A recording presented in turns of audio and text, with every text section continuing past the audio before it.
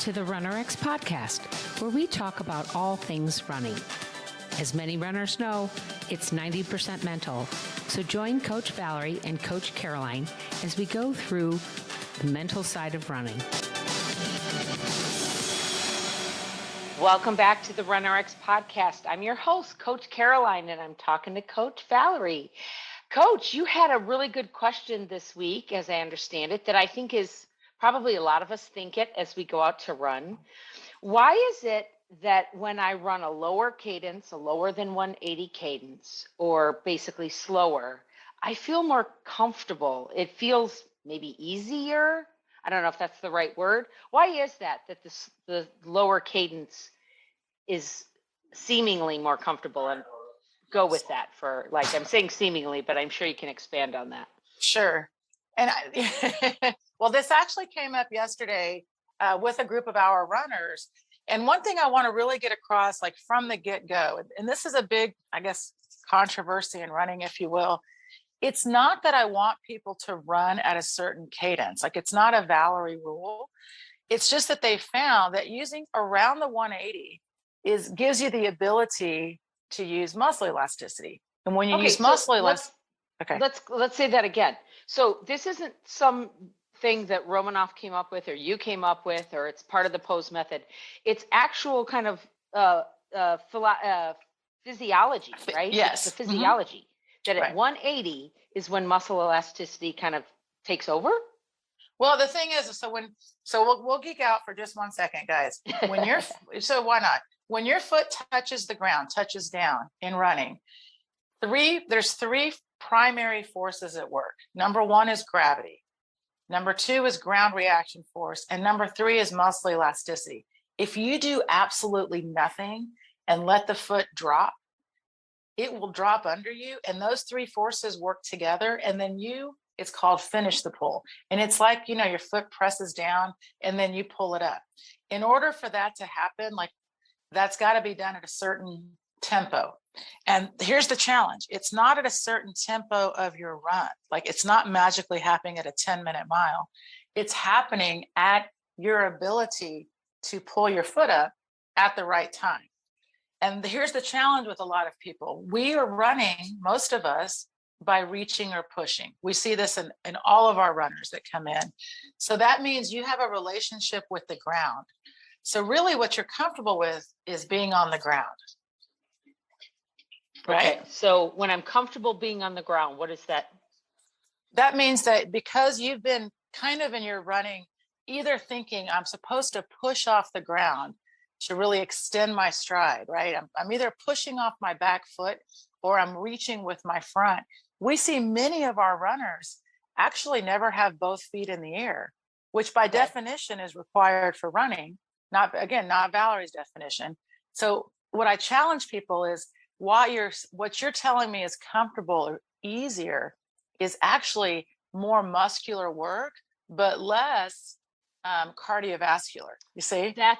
So that's what it is. So it's the perception that it's easier because you're not taxing the cardiovascular system in your heart. Right. You're using your muscles. I loved what you said before we started this. You talked about the idea of, I control my foot. I control my placement, right? That whole control freak mentality that we feel like we want to control. Talk about that for a second, because that resonated with me as a control freak myself. Right. Well, and also, guys, we're really taught, I was too, when I first started running, right? Control is action. And if I can control my action, then I feel like I'm in control of my run. And for most of us, when we go running, what is your action? For most of you, it's how many miles you're going to run, not how you're going to do it. So we place the action on the end result. So no matter, no matter how we get there, the satisfaction is we got there, right? When you and I kind of say that all the time, we see so many people, guys, out there, and they're like, it was so hard and the struggle was there and I pounded through it and I got through it. And we're like, oh my gosh, that sounds terrible. So what I said to them back, by the way, is that you need to be comfortable being uncomfortable, because running is free falling. So if you're telling me that you're more comfortable running at a slower cadence, remember, not slower pace, guys, slower cadence, What it's saying is you have to have a conversation with you on, I've got to let go a little bit. Right. Because honestly, as you do fall, as you do uh, get used to the uncomfortableness of breathing heavy and your heart pumping, it actually can Is the become best part. easier, right? It can become effortless because you are able to run longer, farther, faster, because you're not using your muscles, you're using your heart muscle and your lung Well, muscle, right?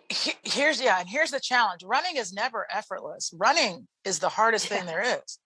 Guys, every time you're on one leg, you realize you're using every single muscle in your body simply to balance on that one leg.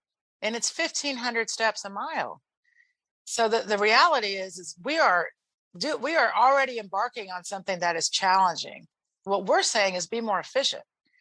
Okay. So effortless to us for RunRX is that the actual pulling of the foot itself is not effort. It's not work. It's not pull, or it's not, that's the challenge. It's simply up, up, up, like a light little tap. Where the effort is in your breathing and holding your shoulders up, holding your ears, shoulders, hips in line. 68% of your body weight, you've got to hold up. And we get stuck in wanting to use our legs instead of just allowing our body to fall forward and pulling our foot up, because that's a trust issue.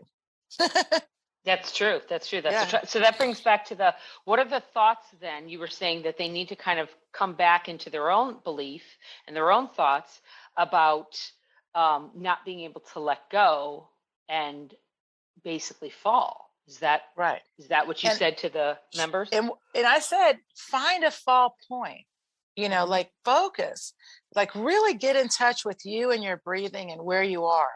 And by the way, I will go on a little further. And someone said, well, what if I'm on a treadmill and I'm really struggling on the treadmill? And I said, well, remember, on the treadmill, there's no falling. You're keeping up with the belt.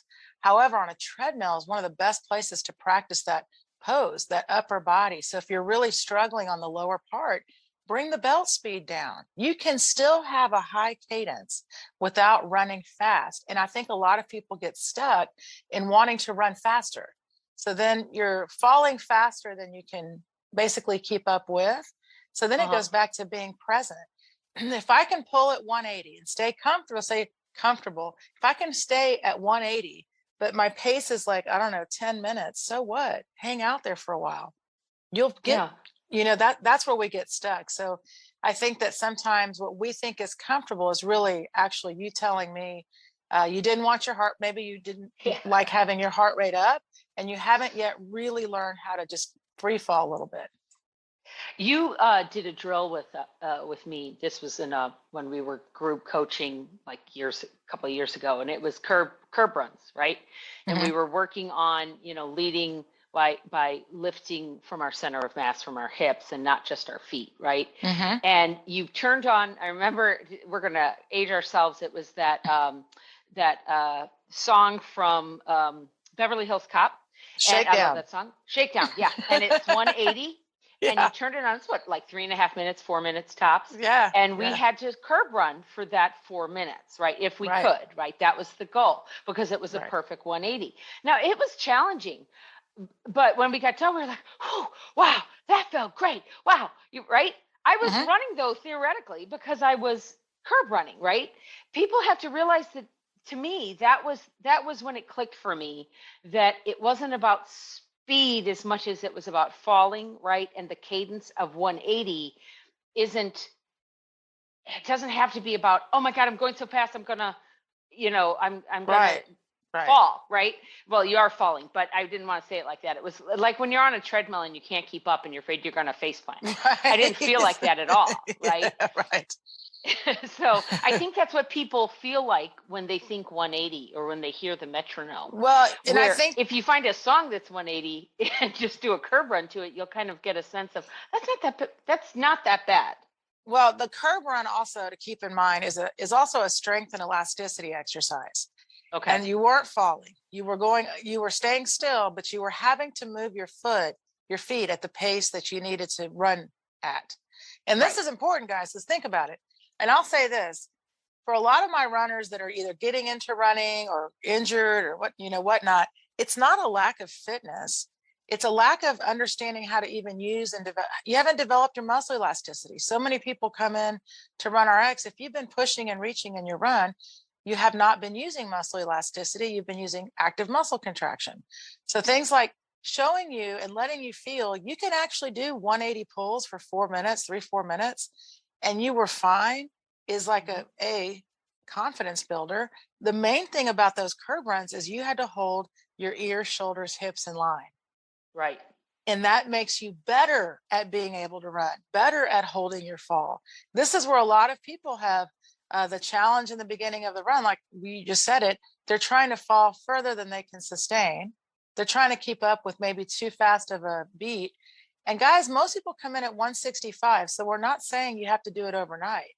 We spend 12 weeks in our program helping people get to that point to even just hold their pose. Okay, that is a great conversation, guys. So if you have been trying to do this, if you've been following our drills, give the curb runs a go. Turn on that shakedown music. I think you can get it on Spotify or iTunes. I love it. I can't help but basically want to do curb runs and pony drills whenever I hear it. And we will talk to you next week. Thank you for joining us on the RunRX podcast. If you'd like to know more, join us at www.runrx.fit. And if you have additional questions that you'd like answered on the podcast, email us at support@runrx.fit.